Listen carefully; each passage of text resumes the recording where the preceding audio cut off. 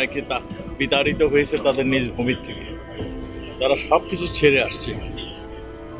কাজে তাদের তো ভবিষ্যৎ কি হবে তারা কিছুই অনিশ্চিত। সেই জন্যই আমরা অনেক আগে থেকে বলে আসছিলাম যে এদেরকে তাড়াতাড়ি যদি আমরা রিপাট্রিয়েট না করতে পারি, এখানে অসন্তোষ জাগবে, এখানে ইন্টারন্যাশনাল টেরোরিস্টদের একটা হাব হয়ে যেতে পারে, আর এখানে অস্ত্র ঝঞ্ঝানি হতে পারে, অনেক কিছু হতে পারে।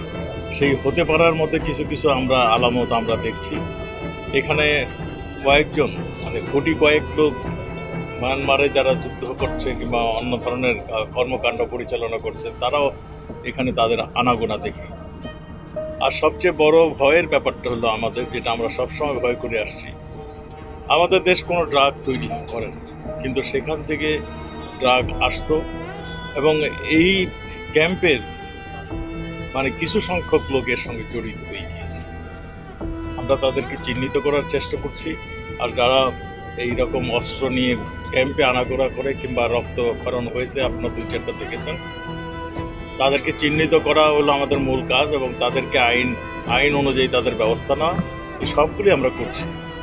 আমরা আজকে এই এপিবিএন ক্যাম্পে এসে আমরা তাদের খোঁজখবর নিয়েছি, তারা কি অসুবিধা ফেস করছে, তাদের অসুবিধাগুলি শুনে, এবং আমরা এইটাই বলেছি যে বাংলাদেশ একটা ইতিহাস সৃষ্টি করেছে জঙ্গি দমন, সন্ত্রাস দমন, এবং কোভিডের সময় আমাদের পুলিশ বাহিনী যখন সবাই যার যার অবস্থানে চলে গিয়েছিল, আমাদের পুলিশ বাহিনী কোভিড সময় আত্মমানবতার সেবার কথা বলুন, জঙ্গি দমনে বলুন, সন্ত্রাস দমনে বলুন, তারা যেই ভূমিকা রাখছে, আজকে এপিবিএন এই জায়গাটাও সেই ভূমিকাটাই রাখছে। তাদের দিন নাই রাত নেই, সবসময় তারা অ্যাটেনশন থাকে যে কখন কি ঘটছে। তা আমরা তাদেরকে বলছি, তোমরা উদাহরণ সৃষ্টি করেছো, বাংলাদেশ যে এগিয়ে যাচ্ছে তার একটি কাজও তোমাদের দ্বারাই হচ্ছে, কারণ তোমরাই শান্তিপূর্ণ অবস্থায় রাখছো বলেই আমাদের দেশ এগিয়ে যাচ্ছে। এদেরকে আরও ভিজিলেন্ট হওয়ার জন্য, সন্ত্রাসীরা কোথায় আছে সেগুলো দেখার জন্য, আর তারা যেন আরও ভালো সুন্দরভাবে কাজ করে, তারই কিছু পরামর্শ আমরা দিয়েছি।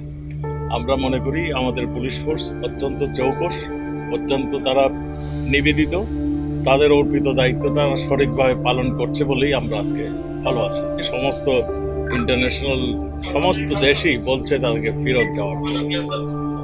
মায়ানমার আপনারা জানেন, ওদের অনেকগুলি এথনিক গ্রুপ যুদ্ধ করছে। এই এখন দেখছেন আরাকান আর্মি যুদ্ধ করছে, আর তাদের আমাদের সীমানার পাশেই দেখবেন চীন রাষ্ট্র বলে একটা ভূখণ্ড রয়েছে, যে তারা বলতেছে নাকি স্বাধীন।